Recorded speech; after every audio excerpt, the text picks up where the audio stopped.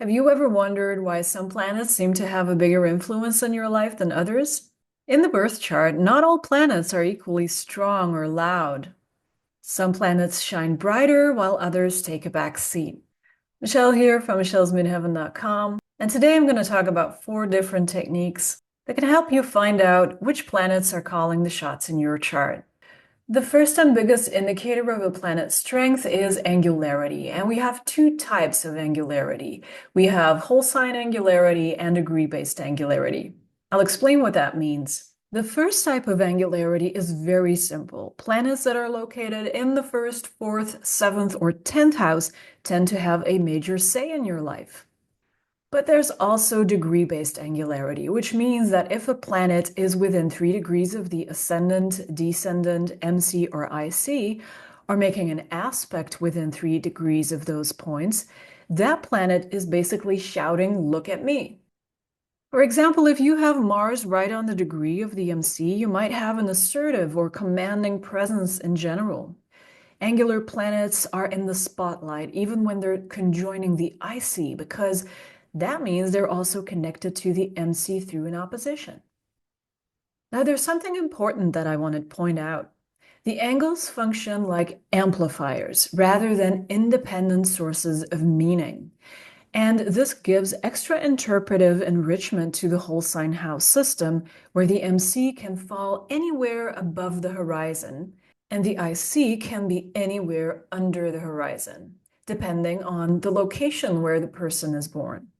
So while the ascendant-descendant axis is always somewhere on the first house, seventh house axis, representing the horizon line, it doesn't make sense in the whole sign house system to let the degree of the MC speak to the native's career if it can also be in the 11th or the 8th house, for example.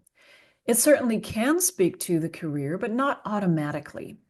It's the natural significations of the planet connected to the MC that offers its own interpretation by telling us that its significations simply stand out in the chart. Imagine the angular degrees, the ascendant, MC, descendant, IC, as microphones set up on the theater stage that is called life. The planets are the actors performing on stage. They all have their different roles to play. Now, if a planet is far from a microphone or far from the angles, that planet will still play its tune, but the sound is a little muffled, blending into the background. However, if a planet steps right up to the microphone, conjunct an angle or aspecting an angle within 3 degrees, that planet's voice then booms through the speakers, filling the entire space and demanding attention. So the microphones themselves do not create the music or the sound, they only amplify whatever is placed before them.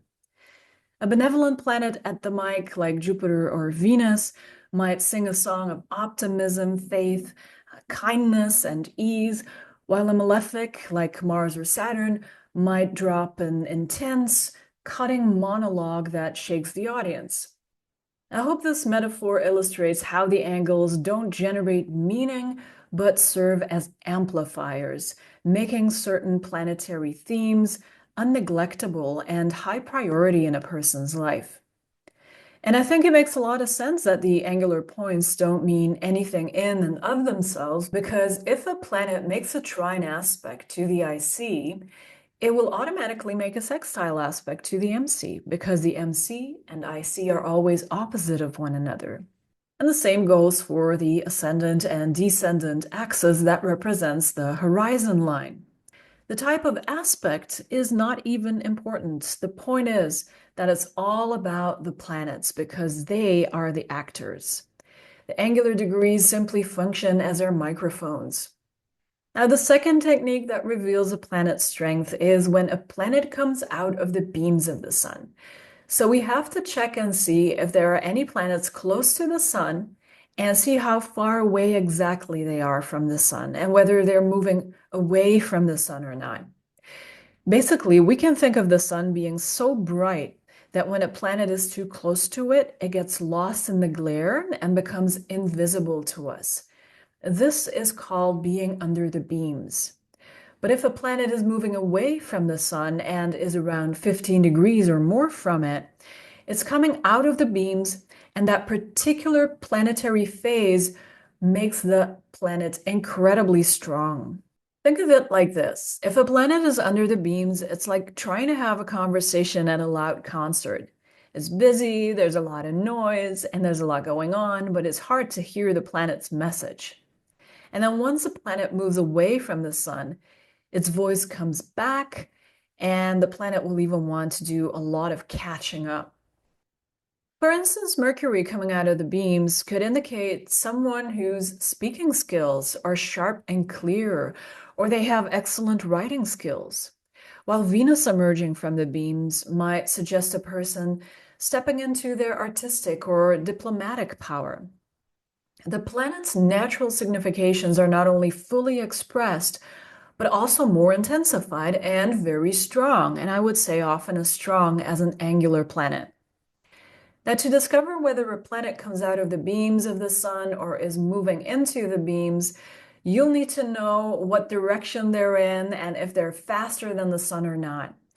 And I did an extensive talk on that in the past, so I'll include a link if you would like to find out more about the technical details. And I'll take this opportunity to remind everyone that I teach all of this and more, and you can schedule private tutoring sessions with me or join or purchase workshops.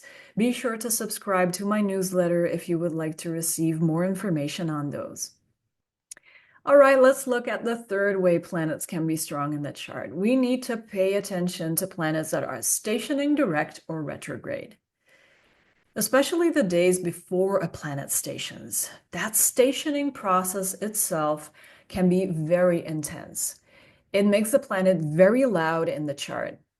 And here we need to modify the quality of the planet as well, because in contrast to a planet that is coming out of the beams of the sun, a stationing planet is going to indicate some challenges around the planet's significations. For example, a stationing Mercury, whether it's going to turn retrograde or direct, doesn't really matter that much. If it's stationing, it's oftentimes expressing itself in unusual ways. For example, there might be disruptions in the fluency of the native speech, or some issues with the fine or gross motor skills. Usually these are challenges that can be overcome, but it does take some time. And then finally, the fourth way in which planets can be loud is when they're in a so-called mutual reception. Mutual reception happens when two planets are in each other's signs, meaning they kind of swap houses and agree to help each other out. The cooperation between these planets is so strong that they become very obvious, very loud in the chart, kind of having a say in everything else that is happening in the chart. For example, the sun is in Aries and the ruler of Aries is in the sun sign Leo. That's a mutual reception. Or Mars is in Virgo, which is Mercury's domicile or home sign, and in turn, Mercury is in Mars's sign, Scorpio. They swapped houses and are constantly working together, helping each other out. A mutual reception strengthens both planets, even if they're in signs where they wouldn't normally feel comfortable. They act like a team, giving each other a boost and making their influences stronger in the chart. Those were the 4 types of planetary strength I always use in my practice. Remember that a strong planet in your chart is like a lead actor in a movie. It gets more screen time and has a bigger role in shaping your life. Angular planets take center stage. Planets coming out of the sun's beams regain their voice and are eager to do a lot of catching up. Stationing planets have an important story to tell, but they take their time. And mutual receptions create powerful planetary teamwork. Okay, that's it for now. And don't forget, I offer tutoring sessions, workshops, and of course also readings. Go to my website, michelsmidheaven.com, for all the information. Please give this video a thumbs up if you enjoyed it, and don't forget to subscribe. Let me know in the comments if you discovered something new in your chart. Thank you so much for watching. Until next time.